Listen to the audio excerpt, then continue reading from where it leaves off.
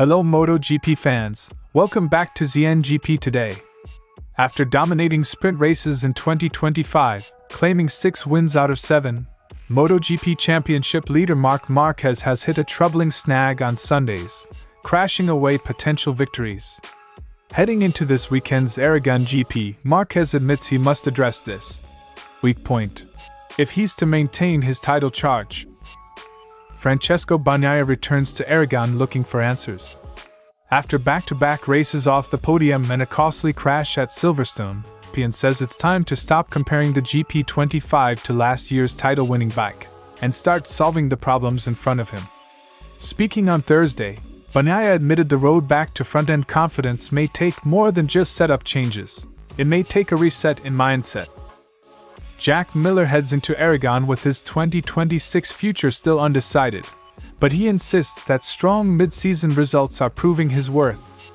Surrounded by chatter about Pramac Yamaha's seat being eyed by Toprak Razgatlioglu, the 4-time race winner says he's in a far better headspace than last year. On Thursday, Miller vowed to keep doing what he can on track while he waits for clarity off it. Fabio Quartararo arrives in Aragon carrying the weight of what might have been at Silverstone, only to reveal his mindset shifted within hours. After leading a dominant race and then retiring with a technical failure, the Frenchman insists the positives from his weekend on the Yamaha outweigh the final heartbreak. On Thursday, Quartararo explained why he's already eyeing strong results this weekend. Don't forget to click subscribe button and the bell icon for MotoGP news update.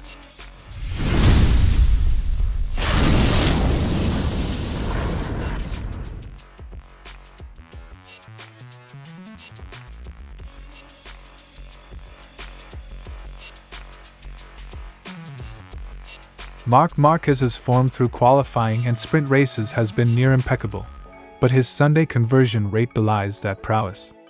Crashes at Coda and Jerez robbed him of back-to-back MotoGP wins, and only a late red flag at Silverstone spared him from losing a podium there.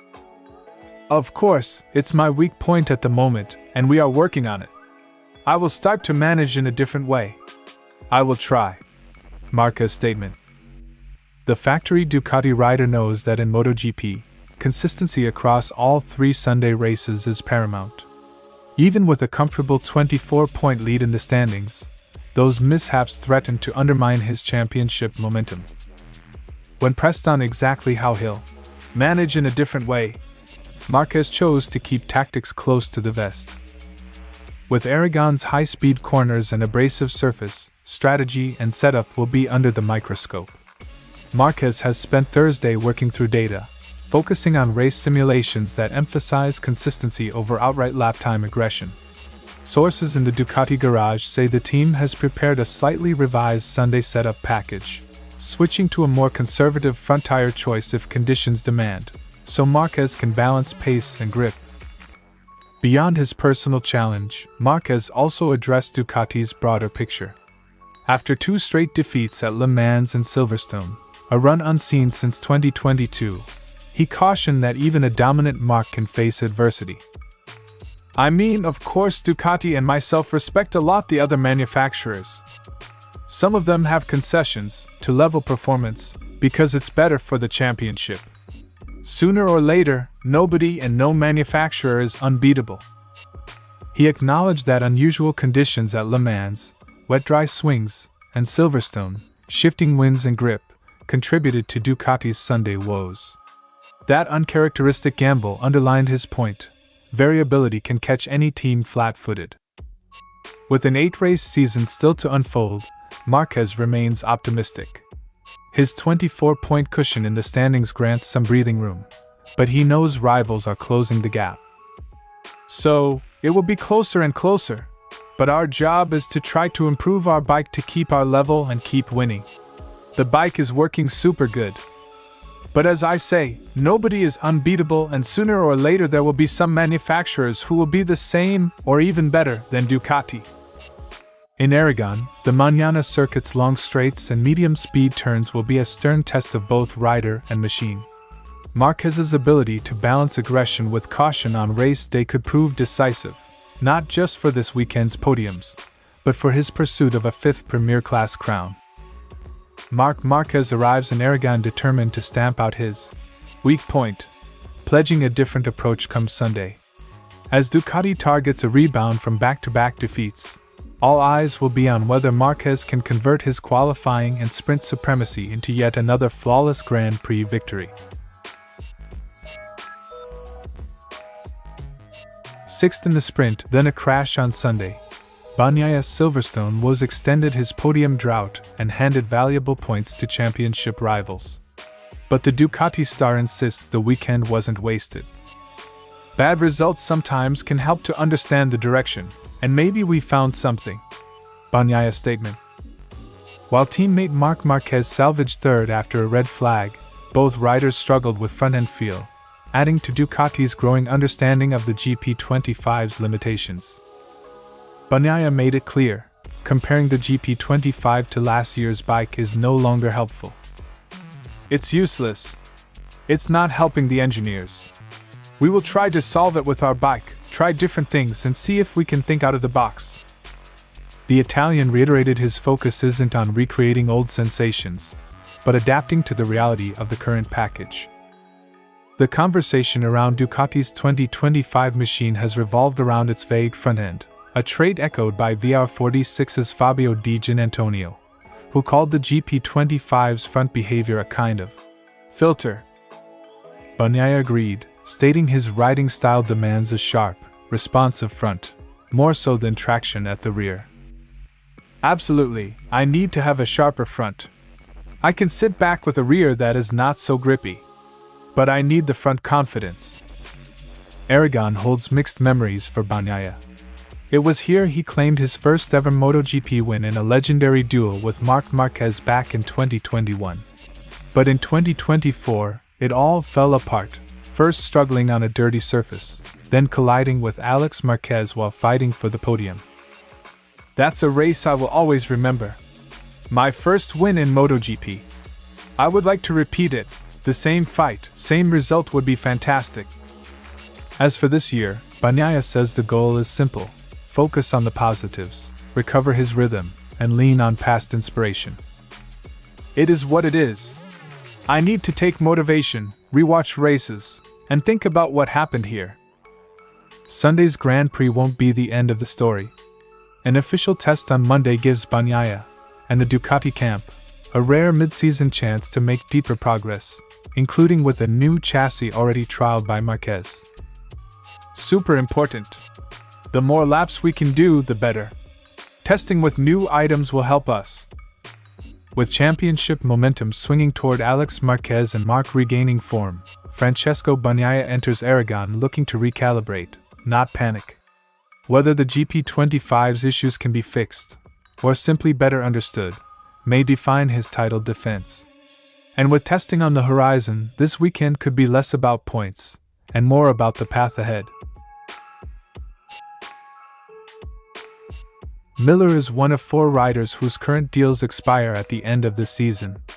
With Toprak Razgatlioglu reportedly in talks to join Pramac for 2026, speculation has Miller potentially displaced, especially since teammate Miguel Oliveira already sits on a 2-year contract. Yet Miller has no fresh updates. No updates from my side. Just currently in this season doing what I can. That's all we can do. Just sort of wait and see where it all pans out at the end of it all, Miller said. Despite the uncertainty, the Aussie remains focused on turning laps rather than negotiating deals. So far in 2025, Miller has been consistently in the points, with a best result of 5th place at the America's Grand Prix. On a Yamaha that demands high commitment in corner entry, Miller feels increasingly comfortable. All I can do is keep doing what I'm doing, and that's about it. His calm approach contrasts sharply with the contract turbulence swirling around the paddock the past few weeks. Last season's struggles on the KTM left Miller questioning his future in MotoGP. This year, however, he's in better spirits. I'm competitive. I'm showing people that I'm not fucking useless or I've lost how to ride a motorbike. I know what I can do, and I'm in a better headspace than last year and enjoying riding my bike. That renewed confidence is visible each time he pushes the Pramac Yamaha toward the limit. Even as Toprak Razgatlioglu's name pops up everywhere, Miller's teammate Miguel Oliveira welcomed the idea of watching a Superbike champion transition to MotoGP. "I think Toprak is a great asset for MotoGP. It would be something exciting to see for sure. And he's welcome to MotoGP." Oliveira's statement. Though Oliveira holds a 2-year deal, any shuffle on the satellite squad could indirectly impact Miller's seat, making each strong finish even more crucial. With Aragon looming, a circuit where momentum often swings dramatically, Miller says he's simply focusing on extracting every ounce of performance from his current package. "I'm in this season doing what I can. I know what I can do and I'm enjoying riding my bike," Miller concluded. Whether the Pramac hierarchy decides to retain him or look elsewhere, Miller's priority is clear: ride hard, score points, and prove his value before the final checkered flag of 2025 falls. Jack Miller's seat situation remains unresolved, but his recent performances on the Pramac Yamaha have silenced plenty of doubters. As rumors swirl about Toprak's potential arrival, Miller insists he's doing everything possible on track to show he's far from useless. Come Monday, we may not know his 2026 destination, but we'll certainly know he refused to let speculation derail his season. Quartararo claimed pole at Silverstone and led comfortably into the second half, poised for his first win since 2022, before a rear ride height device failure forced him out. His visible anguish, even breaking into tears in the media pen, spoke volumes about how much the opportunity meant. "Yeah, I mean already 1 or 2 hours after, it was much more the positives of the weekend on my mind than what happened," Quartararo's statement. Despite how fresh the retirement felt, Quartararo says he didn't dwell on the setback for long. The Yamaha rider emphasized that, beyond qualifying and race pace, he also showed speed in the long runs, an area where he and the YZRM1 have struggled this year. "We have to take the positives of that weekend, that we were also fast in the long runs. Qualifying, we are starting to be really fast on one lap, but we struggle in the sprints and in the race, and this one, Silverstone, was a good one for us." He believes that momentum will carry into Aragon, provided the bike holds together. Quartararo's retirement handed the win to Marco Bezzecchi on an Aprilia and Marc Ducati's second straight defeat. Some pundits have suggested Ducati's era of dominance could be waning, but Quartararo isn't convinced. "I think still they have something more. To be honest, in Silverstone, in this condition, I didn't expect to see all the different manufacturers at the front. But I think everybody tried to get closer, tried to fight with them, and tried to make the show a bit nicer."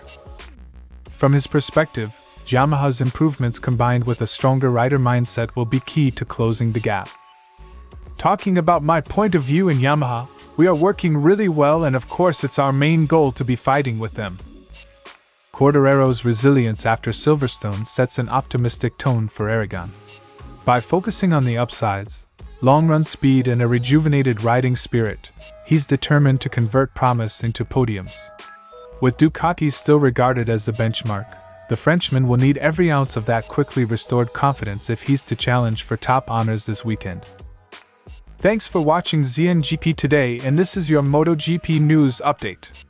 And see you next time!